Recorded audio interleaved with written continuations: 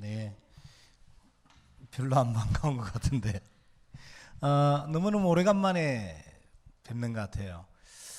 여러분들 그런 거 아시죠? 뭔가 주지 않아도 좋은 사람이 있고 저도 그렇게 썩 기분이 달갑지 않은 분들인데 여러분들은 좀 저에게는 뭔가를 서로 주고받지 않아도 뭔가 마음속에 늘 한쪽 구석에 이렇게 잘 보관되어 있는 그런 존재들입니다. 우리 충청권 권역에 전도학교를 어느 면에서 제일 먼저 시작한 곳이잖아요. 그래서 여러분들은 어쩔지 모르지만 저는 여러분들이 조금 남다르게 여겨지거든요. 그래서 조금 생각과 마음을 조금 다르게 가지고 오늘 청년 지부 수련회에 모였습니다. 이 말은 청년 때 받아야 될 메시지가 따로 있다는 말이겠죠. 다르게 이야기하면 청년 때 받아야 될 응답 또한 따로 있다는 이야기입니다. 그 응답과 축복은 내 기준이 아니라 하나님의 언약의 기준이기 때문에 오늘 중요한 말씀들이 여러분들에게 언약으로 붙잡아지는 귀한 시간이 되기를 예수 그리스도로 축원합니다. 먼저 우리 청년들은 이렇게 표현하셨지 않습니까? 뭐라고 표현하셨냐면 마지막 기회라고요.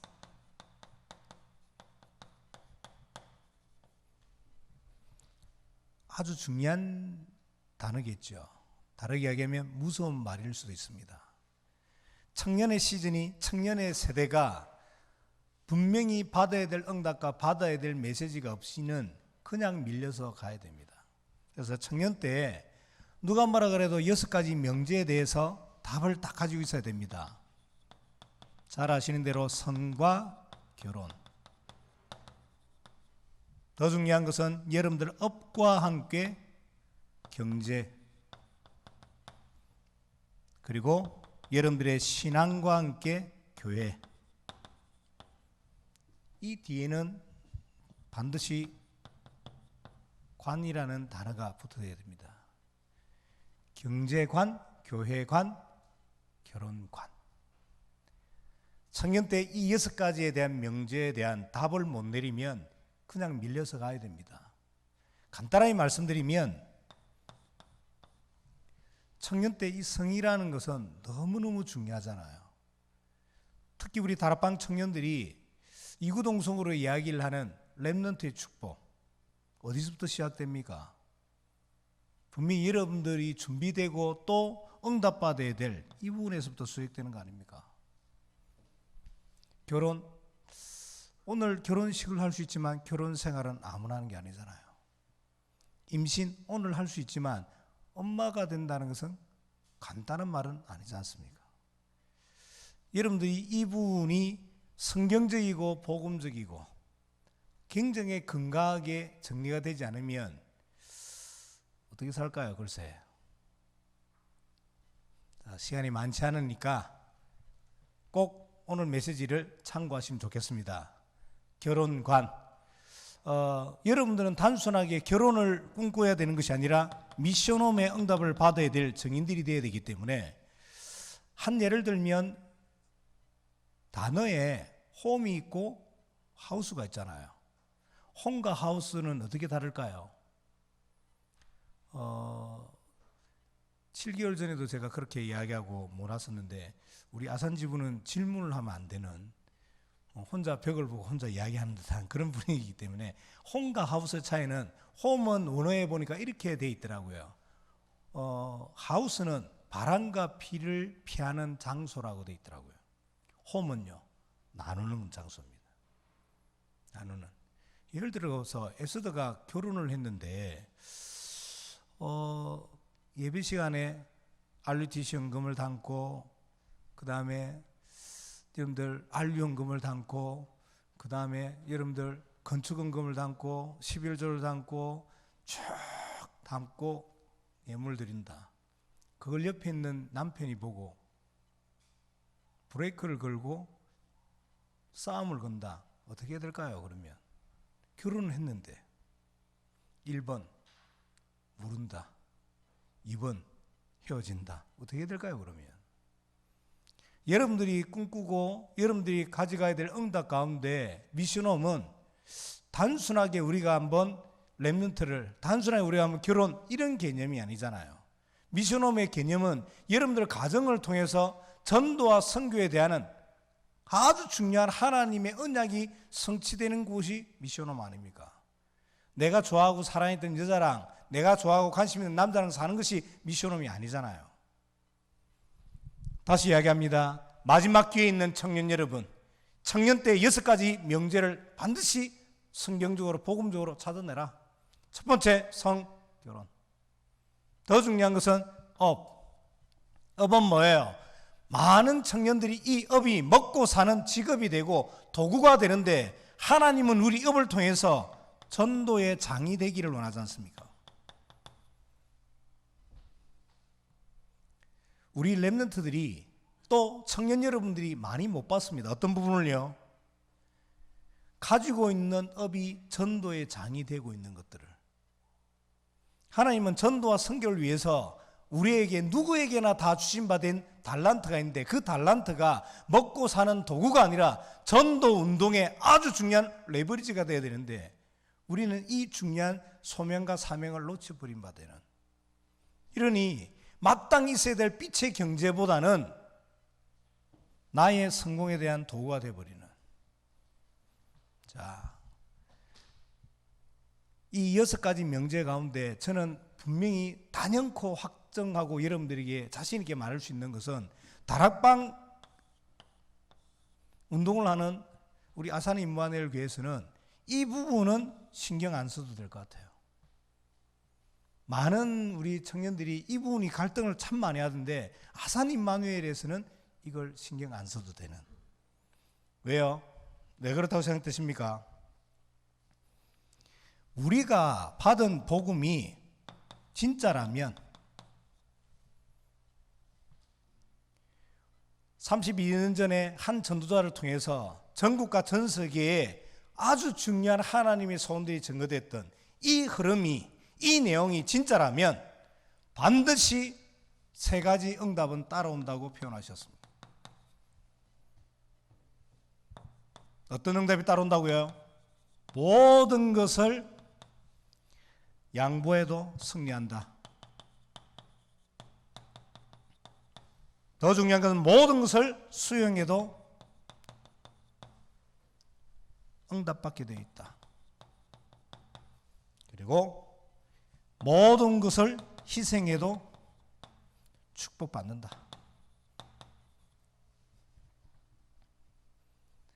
마음의 단기를 예수 그리스도는 축원합니다.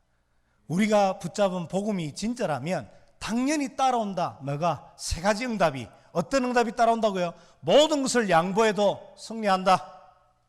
모든 것을 수용해도 응답받는다. 모든 것을 희생해도 축복받는다. 아멘? 그러면 그 이유와 그 내용을 분명히 가지고 있어야 되겠죠. 모든 것을 양보해도 승리한다는 뜻이 뭡니까?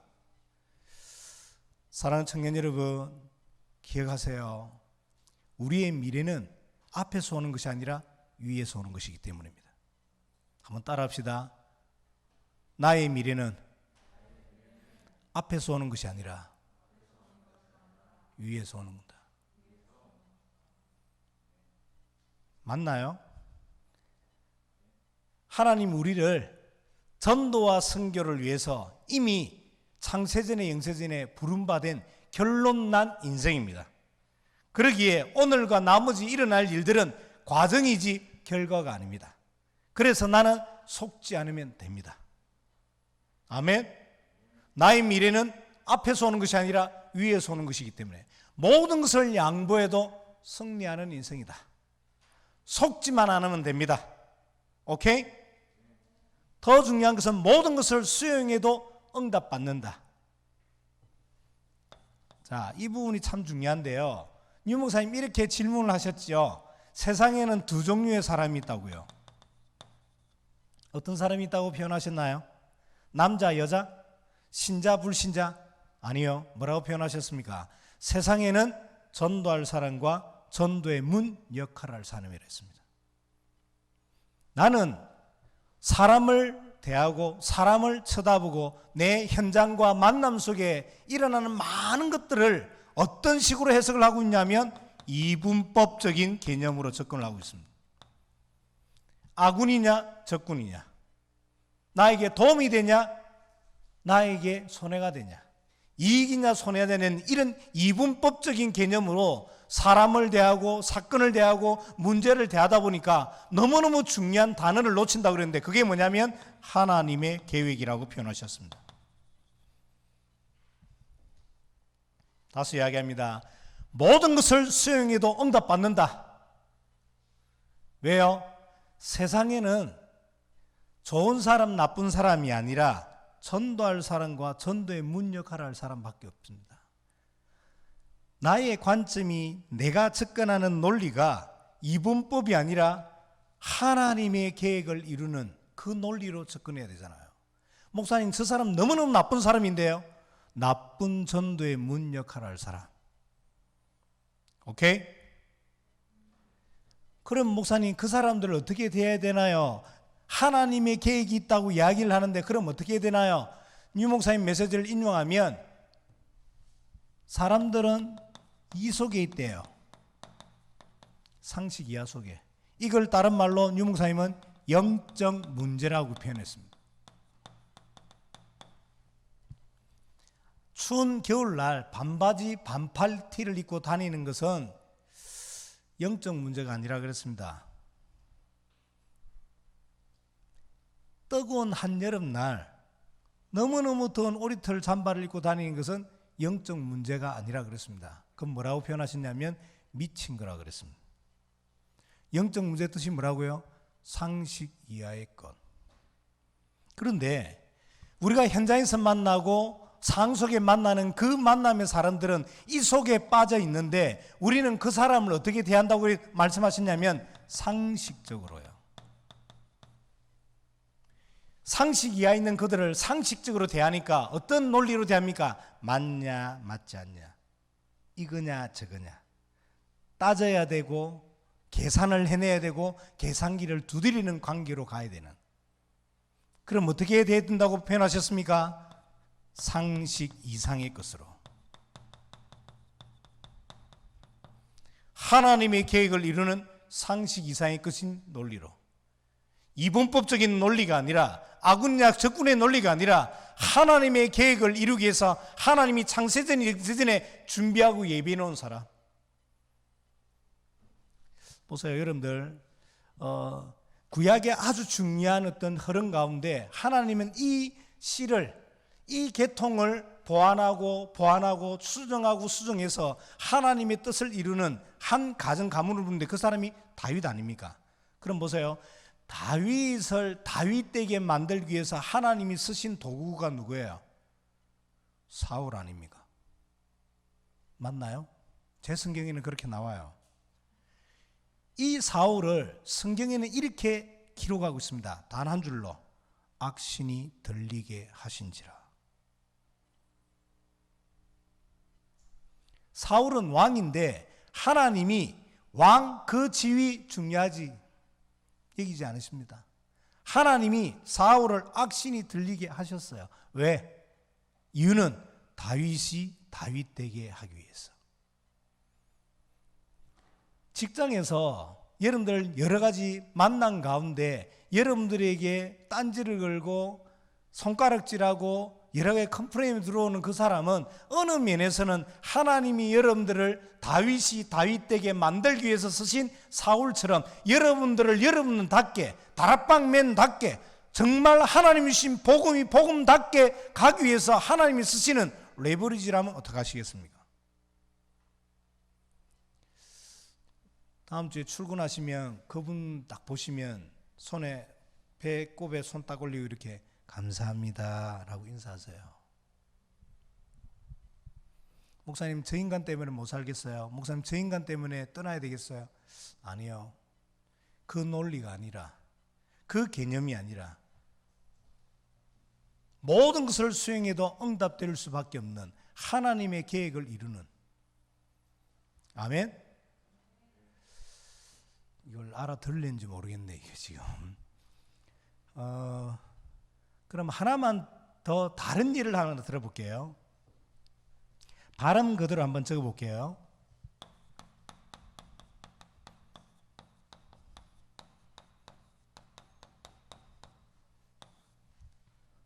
한번 읽어봅시다. 시작. 리벨랄리타스. 다시요. 리벨랄리타스. 청년이라면 이 단어 정도는 상식적으로 알고 있으면 좋겠습니다. 왜요? 사복음서가 기술되었던 그 사복음서에 기술되었던 그 그리스 로마 시대에 그 사회를 끌고 가는 인간 관계를 나타내는 단어가 리벨랄리타스예요. 다시 한번 따라올까요? 시작. 예. 이건 뭐냐면 당시 그리스 로마 시대의 사람의 관계를 나타내는 단어였어요. 리벨랄리타스. 이걸 현대 영어로 표현하면 give me take. 내가 가진 만큼 주고 받은 만큼 가지고 받은 만큼 주게 되는. 오케이? 자, 조금 이따 적으시고 저를 보세요. 지금 이걸 설명을 해야 여러분들 다음 메시지로 넘어가야 되는 거니까. 다시 이야기합니다. 우리가 붙잡은 복음이 진짜라면 따라온다. 세 가지가. 첫 번째, 모든 걸 양보해도 승리된다. 두 번째, 모든 것이 수용돼도 응답이 된다. 근데 우리는 자꾸 어떤 논리로 접근한다고요? 이분법적인 논리로. 맞냐 맞지 않냐, 나의 수준이냐 아니냐, 이런. 그러다 보니까 아주 중요한 걸 놓친다. 뭐? 하나님의 계획을. 우리가 현장에서 만나는 사람들은 상식 이하에 묶여 있다. 그걸 보고 뭐라 그런다고요? 영적 문제. 그런데 우리는 그걸 어떻게 접근을 합니까? 상식적으로 접근을 한다. 이러니 따져야 되고 물어야 되고 흑백을 가려야 되는, 이러면 살리지를 못하잖아요. 유 목사님 뭐라고 표현하셨습니까? 상식 이상의 것으로. 그게 뭐죠? 복음. 자, 그럼 빨리 우리가 한번 우리가 가지는 개념, 관점을 한번 점검해 보면 좋겠다. 그 예로 지금 리벨랄리타스라는 단어를 썼어요.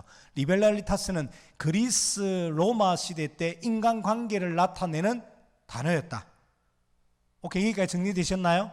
감사합니다.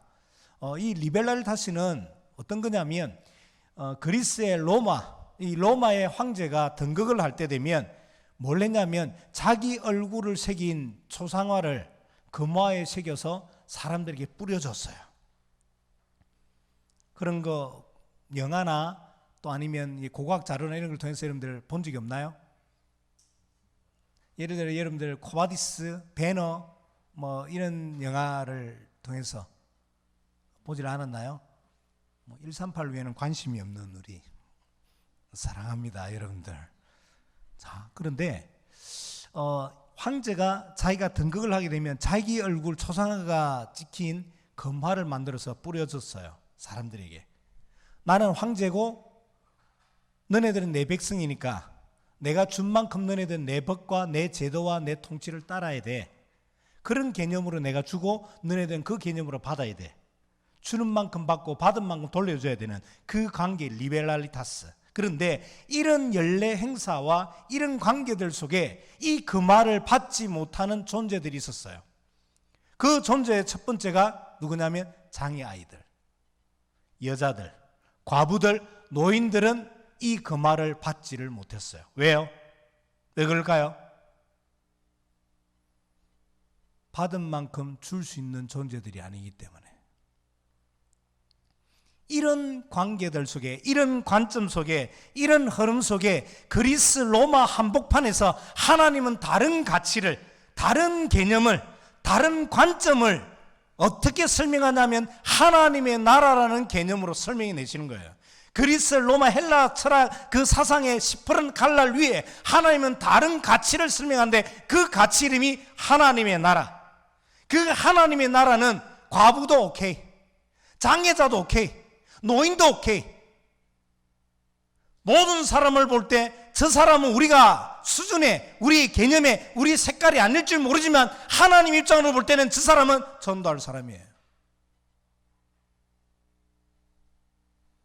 하나님의 나라라는 개념은 성경에도 기록되어 있지 않습니까? 강도도 오케이였습니다. 여러분들 아시는 대로 당시 그리스에는 장애를 가지고 태어난 아이들은 반드시 죽였습니다. 왜요? 준 만큼 받을 수 있는 존재가 아니기 때문에 하나님은 다른 가치를, 다른 개념을 지금 우리들에게 시사하고 있는 거 아닙니까? 그러면 보세요. 우리는 혹 사람에 대해서 이런 리베랄리타스의 개념으로 접근하고 있지는 않는지, 또 다른 의미로는 우리가 하나님에 대해서 또 그런 개념으로 가져가고 있지는 않는지. 사랑하는 청년 여러분, 여러분들은 지금 이 자리에 그냥 대충 앉아 있다고 생각되십니까? 하나님의 관점에서 때는 너무너무 중요한 한 교회와 한 지역과 조금 넓은 의미로는 다락방 전체의 허리요 기둥이 되는 여러분들이에요.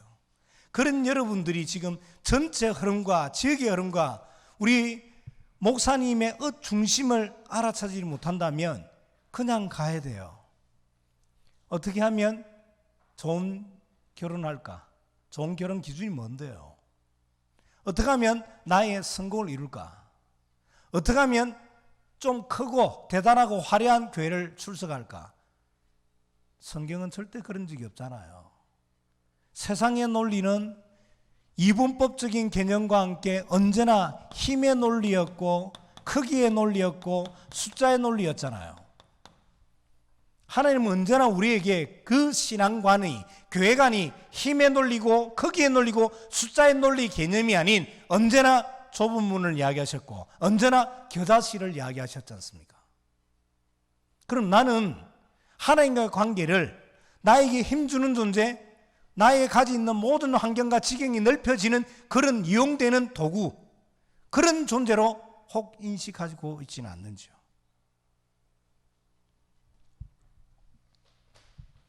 자,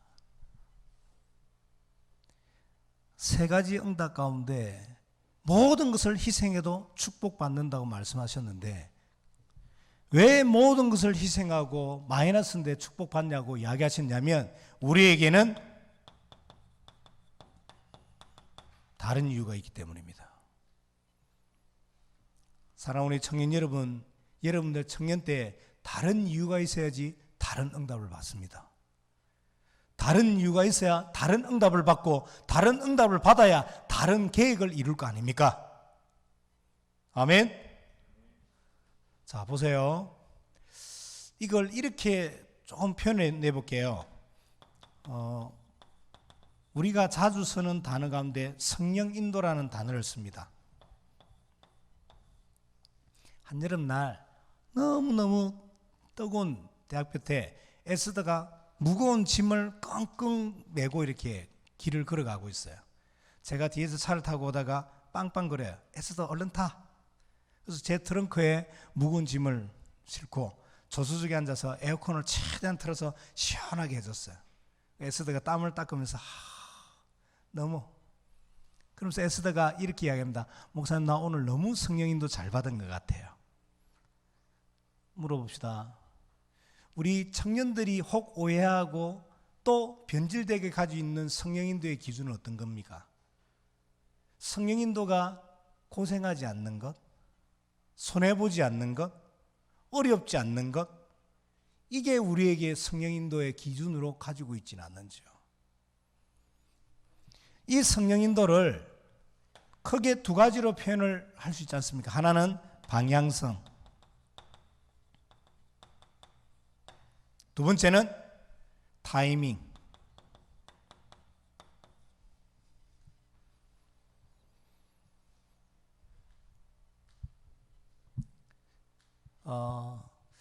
어제 갔어야 될까요? 오늘 가야 될까요? 아니면 내일 가야 될까요? 또 오른쪽입니까? 왼쪽입니까? 이놈입니까? 저놈입니까? 우리는 성령의 인도의 기준을 이렇게 혹 알고 있지는 않은지요. 이 두 가지가 다 맞겠죠. 타이밍도 맞고 또 방향성도 맞는데 우리가 가지고 있는 성령인도의 기준이 방향성과 타이밍이 아무리 맞다 하더라도 그것이 나에게 이익이 되고 손해보지 않는 인생이라 하더라도 성인도가 가리키는 아주 중요한 키포인트는 살리는 겁니다.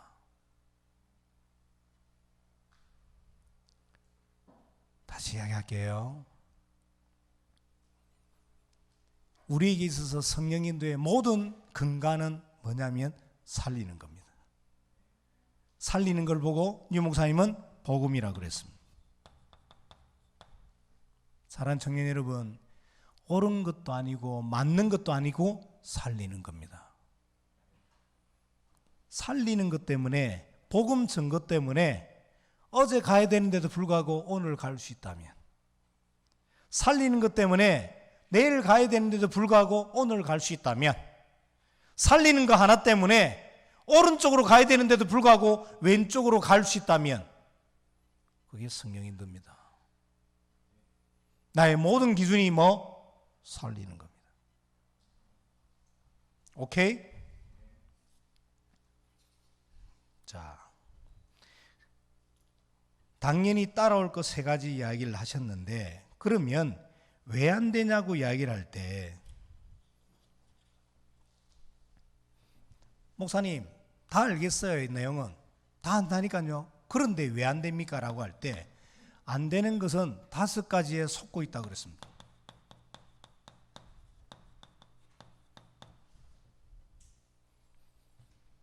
뭐에 속는다고 그랬냐면, 첫 번째 사람, 두 번째 일, 세 번째 어려움이라고 이야기하는 이 문제, 네 번째는 응답,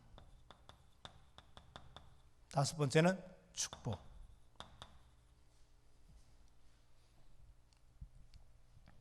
우리에게 주신 복음이 맞다면 세 가지 응답 따라온다. 오케이, 목사님 알겠어요. 여기까지 알겠어요. 그런데 나는 왜 안 되나요? 안 되는 이유는 분명하다. 왜? 속는다. 어디에 속는다고요? 5가지에. 자, 사람에 속는다는 것은 사람을 어떻게 봐야 된다고 표현하셨냐면 하나님의 계획으로요.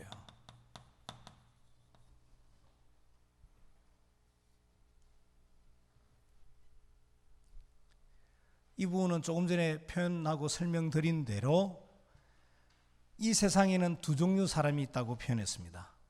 어떤 사람요? 전도할 사람과 전도에 문역하라 할 사람. 그래서 전도는 가서 설명하고 설득하고 비즈니스 하는 것이 아니라 내 삶으로 드러내는 겁니다. 사랑하는 우리 청년 여러분들이 6가지 명제가 복음적이고 성경적으로 내 삶에 답으로, 힘으로, 방향으로 드러내지는 그 상태가 되기를 예수 그리스도 이름으로 축원합니다. 속는다. 첫 번째 사람은 뭐로 보라고요? 하나님의 계획으로. 두 번째, 일은 어떻게 하라고요? 하나님의 방법으로요. 우리는 일이 있을 때마다 우리의 습관과 우리의 경험으로 나가는데, 하나님의 방법으로, 이 부분을 이렇게 표현하셨습니다. 하나님이 우리 인류에게, 개인에게 개입하시는 방법은 언제나 창세기 1장 3절에 보니까 이르시되 빛이 있으라 이렇게 표현하셨습니다. 하나님의 방법은 언제나 말씀과 성령입니다. 그래서 사랑하는 청년 여러분들이 어떤 문제에 있든 어떤 갈등 속에 있든 십자가 앞에 나오면 됩니다. 아멘. 알아들린지 모르겠습니다. 보세요. 창세기 1장 2절에 보니까 하나님이 개입하지 않는 상태, 단어 3가지가 나옵니다. 첫 번째 혼돈, 두 번째 공허, 세 번째 흑암. 혼돈 뜻은 뭐예요? 기준이 없잖아요. 기준이 없으니까 뭘 따라가 삽니까? 이익되는 것 따라 사는 것이고, 기준이 없으니까 자기가 기준이고, 이것이 창세기 3장. 자기 감정이 기준이고 자기가 가지고 있는 경험이 기준이 되는, 옆에서 목사님이 어떤 어드바이스를 하더라도 귀에 들어오지 않는, 왜? 자기가 기준이니까. 제일 못 보는 것 중에 못 보는 게 뭐예요? 자기 자신이잖아요. 하나님이 개입하지 않는, 하나님의 영이 내 인생에 기준되지 않는 상태가 혼돈되니까 당연히 분열되죠.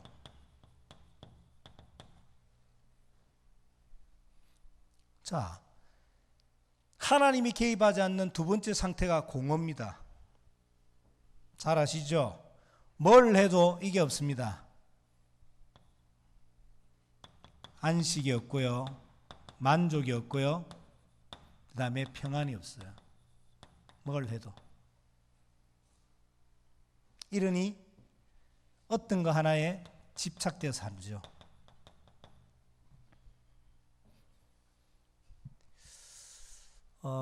얼마 전에 다락방 하는 교회 장로님 아들을 그 장로님께서 계속 좀 만나달라고 그래서 한번 만나게 됐어요. 저는 그런 옷을 처음 봤어요. 티 한 장에 1,200만 원. 티 한 장에. 이 바지가 뭐 청바지 비슷한데 한 300만 원? 신발에 별이 그려져 있더라고요. 내가 볼 때는 더러워 죽겠던데 그게 무슨 뭐 있더라고. 그게 별 그려진 게 그게 뭐 고가 브랜드 한정판인데 뭐 400만 원이 넘는다 그러는. 장로님 아들이에요. 어릴 때부터 다락방에서 쭉 컸던. 이 친구가 일을 뭘 하냐면 직업을 청소 일을 해요. 어떤 청소 일을 하느냐면 죽은 사람들 집을 청소해 주는. 그게 꽤 비싸더라고요. 한 건에 보통 한 40만 원. 하루에 2건 정도씩 이렇게 치운다 그러더라고요. 그러면 얼마예요?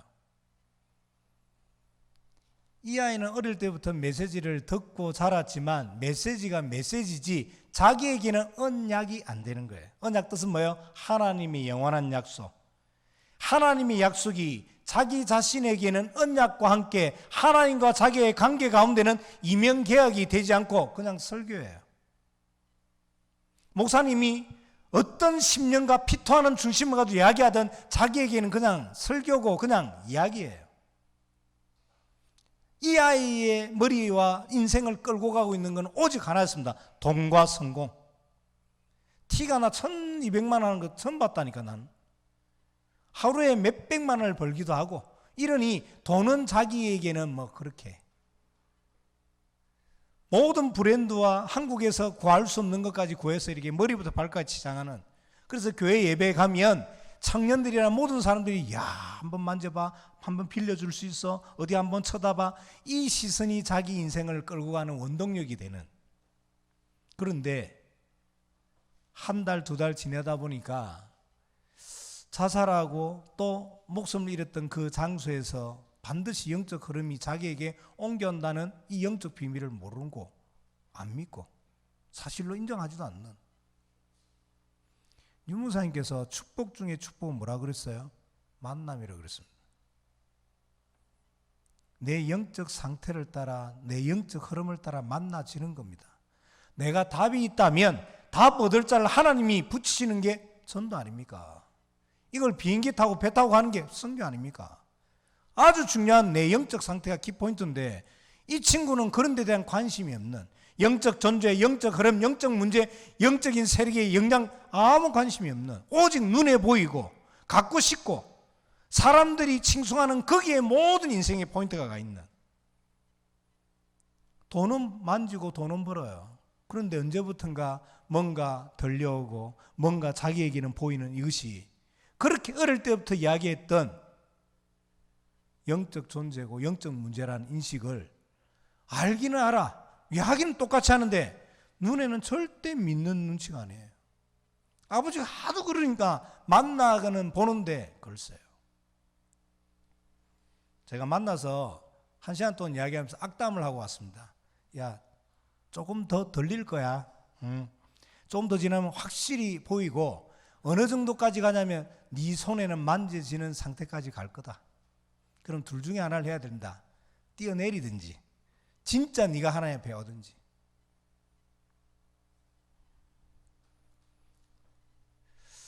하나님이 개입하지 않는 상태는 다른 게 아닙니다.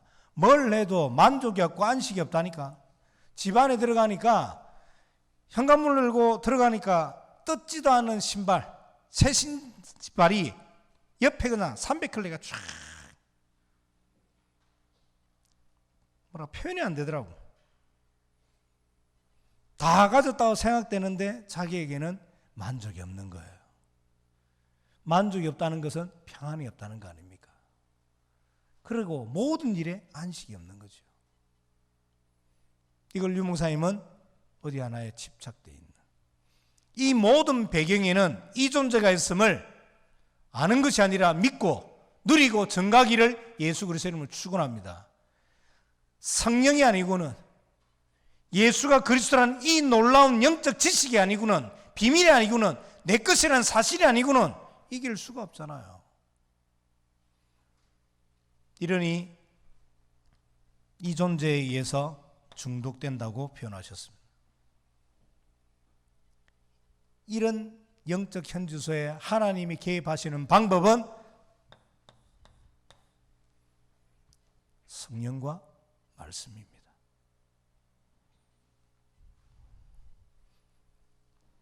자, 시간이 많지 않으니까 5가지 속는 것 가운데 3번째, 우리는 문제만 왔다면, 어려움만 왔다면 속는다 그랬는데, 어려움이 올 때 반드시 유목사님은 찾아내라고 표현하셨습니다. 찾아내라. 뭘요? 축복된 갱신을.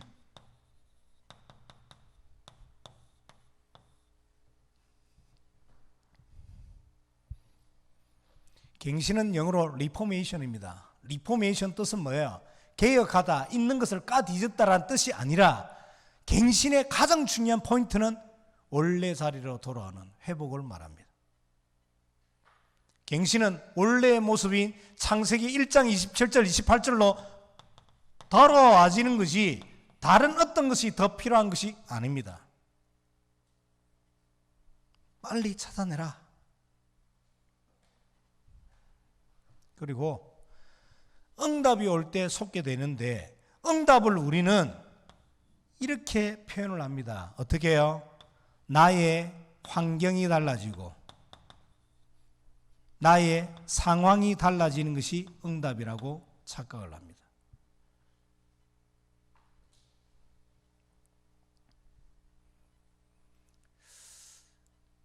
여러분들, 저를 보세요. 별로 적을 게 없습니다. 응답은 나의 환경이 바뀌는 게 아니에요. 응답은 나의 상황이 달라지는 게 아닙니다. 응답 중에 응답은 말씀이 믿어지고 기도가 깊이 들어가지고 만남을 살리는 게 응답 중에 응답입니다. 그래서 축복은, 여러분들에게, 우리에게 있을 응답과 그 축복은 어느 날 하루아침에 하늘에서 뚝 떨어지거나 어디서 튀어나오는 것이 아니라, 이미 주신받은 그 복음, 이미 주신받은 그 상황이 축복으로 여겨지는 것이 축복이에요.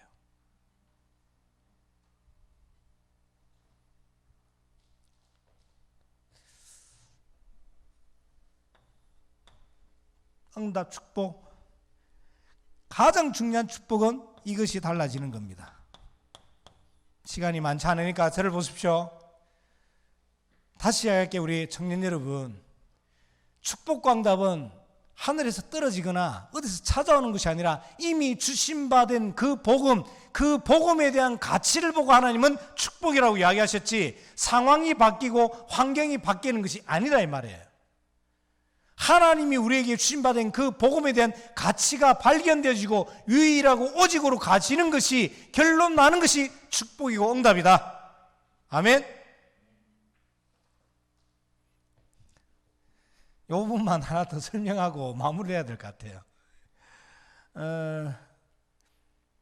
이걸 어떻게 여러분들에게 설명을 해야 될까요? 여러분들 혹시 이거 아세요?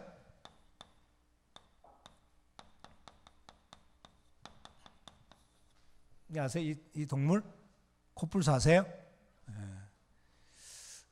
코뿔소 수준인데 괜히 리벨랄리타스 이런 거 이야기하고 있는, 이 코뿔소 이야기만 하고 가도 되는데, 그치?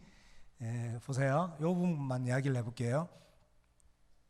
1960년대에 아프리카 전역에 코뿔소가 몇 마리 있었냐면 40만 마리가 있었어요. 자, 지금 같이 축복, 응답 이야기하면서 예화로 지금 드는 거예요. 졸지 마세요. 5분 안에 마무리할게요. 코뿔소, 오케이? 아프리카 전역에 저 지중해부터 해서 남은 저 밑에까지 해서 전체 코뿔 40만 마리가 있었다니까. 근데 2000년도에 조사를 해보니까 2000마리도 안 남아있는 거예요. 멸종 위기종, 특급 멸종 위기종이 되는 거예요. 그래서 전 세계에 있는 동물 관계된 단체들이 어떻게 하면 코뿔소를 복원시키고 개체를 확장시키냐를 놓고 전 세계 팀들이 모여집니다. TF팀이 꾸려져서 여러 가지 사항을 하는데 제일 먼저 내놓은 전략이 중형을 때리기로 했습니다. 코뿔소를 잡아서 코를 잘라가는 밀렵꾼들에게는 최소 30년에서 50년까지 중형을 때리기로 해요. 그런데 개체수가 늘어나지 않는 거예요. 계속 죽어나가는 거예요. 그 이유가 뭐냐면 코뿔소 코뿔에 있는 거예요. 코뿔이 1kg당 2000년도에 5만 불이었습니다. 별로 돈에 대한 관심이 없는 여러분, 5만 불이 얼마인지 계산이 안 돼서 지금 멍하게 있는 것 같은데 하여튼 1kg 5만 불. 그러면 밀렵꾼 입장일 때는 두세 마리만 잡으면 자기 세대 다음 세대를 넉넉하게 먹고 지낼 수 있는, 그 사람들이 모든 인생의 가치가 어디 있는 거야? 돈. 오케이? 이 작전이 실패하고 두 번째 작전을 냅니다. 그게 뭐냐면 밀렵꾼들이 코뿔소를 죽이기 이전에 코뿔소 찾아내서 마취를 시켜서 수술을 시킵니다. 어떻게 해요? 코뿔소의 코를 잘라내는. 그래서 여러분 해외 토픽을 볼 때 그런 게 있을 거예요. 아프리카 보면 코뿔소는 코뿔소인데 코뿔소의 코가 없는, 뿔이 없는 그 코뿔소들이 돌아다니는. 그렇게 하면 코뿔은 잘라내지만 코뿔소는 죽지 않으니까. 근데 이 작전도 성공하지를 못해요. 왜냐하면 밀렵꾼들이 총을 쏴서 죽이는 시간이 더 빨라. 보호단체들, 동물보호단체들이 몰아넣어서 그 다음에 마취를 시켜서 자르고 수술을 시키는 시간보다 더 빠른 거예요. 이래도 안 되고 저래도 안 되는 진퇴양난에 빠져 있을 때 이 문제를 해결한 팀이 누구냐면 경제팀들이었습니다. 이 경제팀들이 인류에게 가장 도움이 되는, 가장 필요한, 가장 유익한 이 짐승이 무엇인지를 조사를 했어요. 그래서 결과를 돌출해냈는데 그 짐승이 뭐냐면 소였습니다. 소는 가죽도 쓰지, 뼈도 쓰지, 고기는 당연히 먹지, 거기다가 응가까지, 배설물까지 사용해요. 말려서 어떻게 쓰죠? 땔감으로 쓰니까. 자, 보세요. 마무리를 할게요. 사람에게 가장 유익이 되고 도움이 되고 필요로 하다면 어느 면에서는 가장 먼저 멸종받아야 될 짐승이 소지 않냐. 그런데 왜 개체수가 제일 많냐는 거예요. 그렇죠? 그들이 가지고 있는 가치.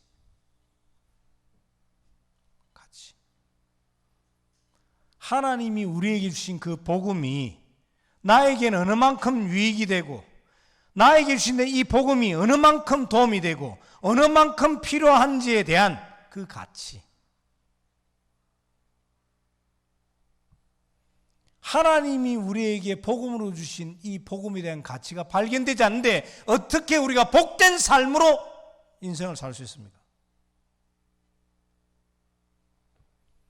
하나님이 청년의 시즌 때, 여러분들 시대 때 주신받은 말씀과 응답이 나에게는 가치로, 오직으로 정리가 되지 않는데 어떻게 남은 인생이 다락방 30년 정체선을 끌고 가는 인생이 될 수 있겠냐 이 말이에요.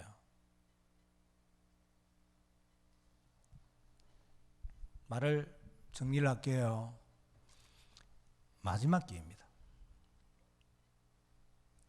6가지 명제에 대해서 답을 낼 수 있는.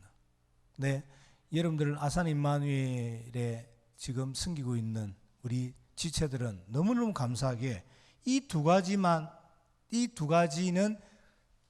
0.1%도 염려하지 않아도 될 만큼 정확한 복음과 세계복음할 전략과 개인을 살릴 수 있는 응답을 다 가지고 있는. 그러면 청년 때 빨리 정리하고 기둥을 세우고 뼈대를 세우고 내장제를 아주 성경적이고 복음적으로 붙여나가야 될 네 가지 명제에 대해서는 여러분들 개인이 답을 내야 돼요. 그렇게 해서 청년들은 반드시 세 가지 응답을 받아라 그랬잖아요. 첫 번째는 뭐예요? 두기구의 응답. 두 번째는 뭡니까? 산업인의 모델. 세 번째는 뭐예요? 교회와 목사님의 오른팔의 역할. 우리에게 주신받은 이 복음에 대한 가치와 이 내용이 분명하다면 세 가지 응답은 따라온다. 모든 것을 양보해도 승리한다. 우리의 미래는 앞에서 오는 것이 아니라 위에서 오는 것이기 때문에, 결과가 아니라 과정이기 때문에 속지 마라. 뭘 속지 마라고요? 5가지. 모든 것을 수용해도 응답받는다. 우리가 자꾸 사람과 사건과 모든 것을 어떤 관점으로 접근한다고요? 리베랄리타스, 이분법으로. 그러다 보니까 아주 중요한 하나님의 계획이라는 단어를 놓치게 된다. 모든 걸 희생해도 축복받는다. 왜요? 우리에게는 다른 이유가 있기 때문에. 어떤 이유예요? 살리는 것. 살리는 증인들 되기를 예수 그리스도는 축원합니다. 5가지. 사랑하는 우리 청년 여러분, 하나님이 예비해 놓으신 축복된 미래를, 축복된 갱신을 반드시 찾아내기를 예수 그리스도는 축원합니다. 여러분들에게는 하나님이 더 이상 필요 없을 만큼 모든 것 완전한 복음을 이미 주셨습니다. 코뿔 속 코뿔보다는 나아야 되지 않겠습니까? 속지 마시고 타협하지 말고, 그렇게 해서 정말 여러분들 청년으로서 가져야 될 서밋이라는 위치를 향해 달려가는 것이 아니라 서밋이라는 역할의 정인들 되기를 예수 그리스도로 축원합니다. 조금 더 디테일한 내용들은 전도학교에서 조금 더 깊게 다루도록 하겠습니다. 혹 질문 있으시면 질문하십시오.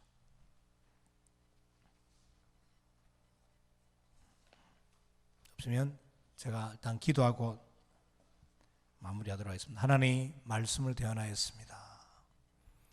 청년의 때 반드시 가져야 될, 결론 내야 될, 반드시 확정해야 될 이 복음에 대한 가치, 이 내용, 이 의미가 나의 것이 될 수밖에 없도록 축복하여 주시고 역사하여 주옵소서. 그래서 이 내용에 대해서 말이 아닌 성취자로, 또 이 일의 발편으로 남은 인생을 살 수밖에 없도록 우리 사랑하는 청년들에게, 또 교회에, 이 지부에 하나님께서 먼저 다른 증거를 허락하여 주옵소서. 예수 그리스도 이름으로 감사하며 기도했습니다.